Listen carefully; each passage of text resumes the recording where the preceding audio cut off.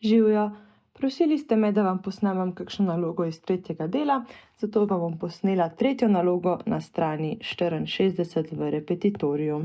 Naloga se glasi, da imamo neko funkcijo povpraševanja, kd je 10 minus 2c, in pa funkcijo ponudbe, ki se glasi, ks je 1 plus c. Pri takih nalogah si vedno narišite graf. Mi vemo, da iščemo ravnotežno ceno in količino, kar pomeni, da iščemo presečišče med krivuljo ponudbe in krivuljo povpraševanja.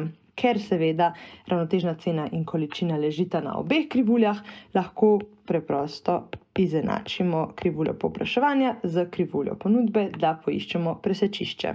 Tako dobimo 10 minus 2c je 1 plus c, kar lahko potem še poračunamo in dobimo, da je cena 3. Torej, cena ravnotežna je 3. Potem pa lahko to ravnotežno ceno vstavimo v katerokoli izmed funkcij, saj seveda tudi ravnotežna količina leži na obeh krivuljah in tako dobimo ravnotežno količino. Mogoče je lažje, da jo vstavimo v krivuljo ponudbe, kar dobimo 1 plus 3 je seveda 4.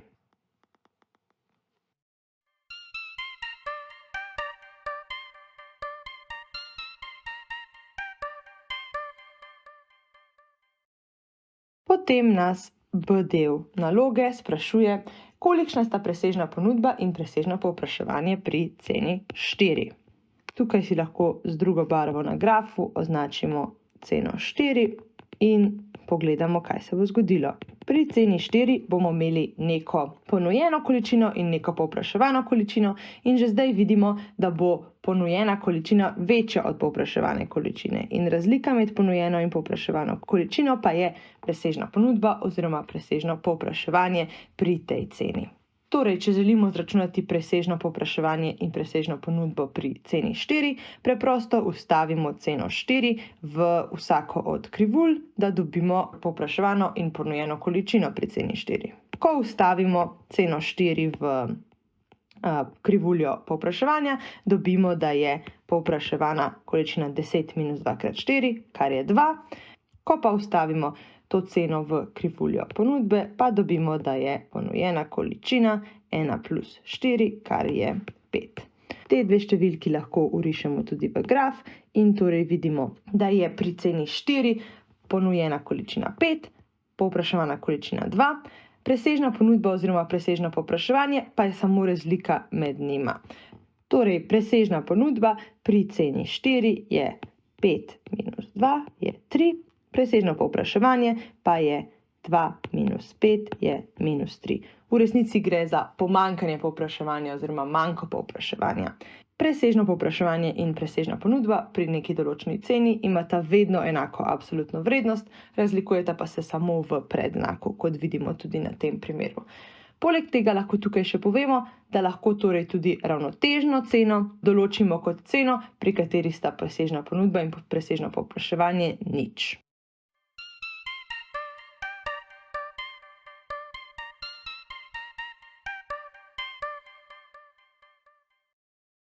Potem nas C del sprašuje, da izračunamo točkovno elastičnost povpraševanja pri ravnotežni ceni. Naša krivulja povpraševanja je še vedno 10 minus 2c, naša ravnotežna cena pa je 3, ravnotežna količina pa je 4.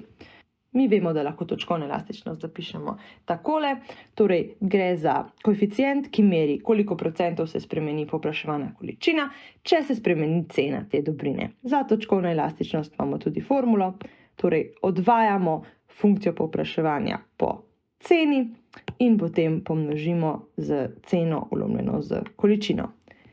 Če zdaj to mi tudi poračunamo, vemo, da odvod naše funkcije povpraševanja po ceni dobimo minus 2, notri pa potem vstavimo našo ravnotežno ceno in količino. Torej dobimo 3 vlomljeno z 4. To je torej 2 krat 3 je 6 vlomljeno z 4, minus seveda je minus 1 polovica. Kot smo povedali tudi na vajah, ima lastna cenovna elastičnost skoraj vedno negativen predznak. Če ima pozitiven predznak, gre za Giffenovo dobrino, vendar je to izjema. Nas pa zato zanima, kakšna je absolutna vrednost našega koeficienta elastičnosti. Torej, absolutna vrednost minus 1,5 je 1,5, kar je večje od 1 in to pomeni, da je naše povpraševanje elastično.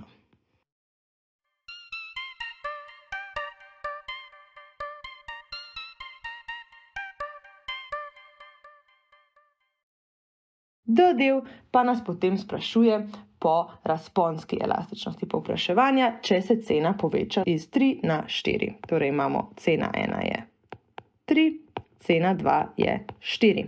Od prej tudi že vemo, da je količina 1 4, količina 2 pri ceni 4 pa je 2. Na podoben način lahko zapišemo našo formulo za elastičnost, torej imamo v imenovalcu procentualno spremembo cene, v števcu pa procentualno spremembo količine. Vendar zdaj pri razponski elastičnosti računamo elastičnost na razponu, kar pomeni, da imamo namesto odvoda spremembo količine vlomljeno s spremembo cene krat ceno vlomljeno s količino. Ta del je pa enak kot prej. In mi zdaj vemo, da se naša količina očitno zmanjša za 2, cena pa se poveča za 1. Tukaj pa potem pri razponski elastičnosti pride do problema. Namreč v ta drugi del, ki sem ga zdaj obkrožila z rdečo, lahko vstavimo različne količine in cene.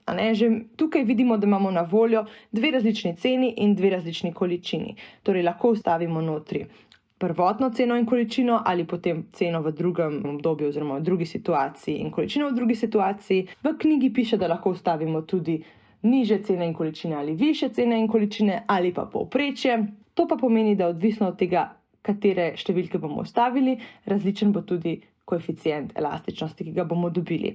Na vajah smo mi rekli, da bomo vstavljali notri povprečje, tako da bomo to naredili tudi zdaj.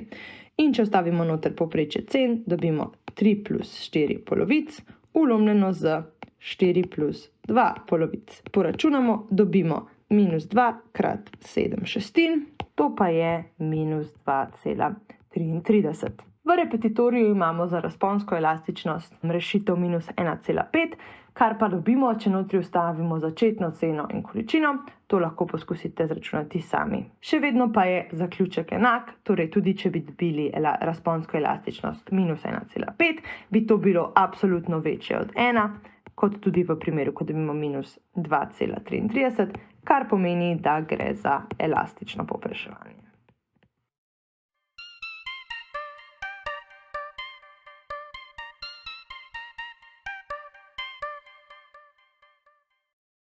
Potem pa imamo še E-del, ki nas sprašuje, da izračunamo potrošnikov dobiček pri ceni 2. Spet si lahko narišemo graf. Mi vemo tudi, da je potrošniški dobiček lahko grafično predstavljen z ploščino tega trikotnika. To pomeni, da lahko tudi to ploščino trikotnika zračunamo.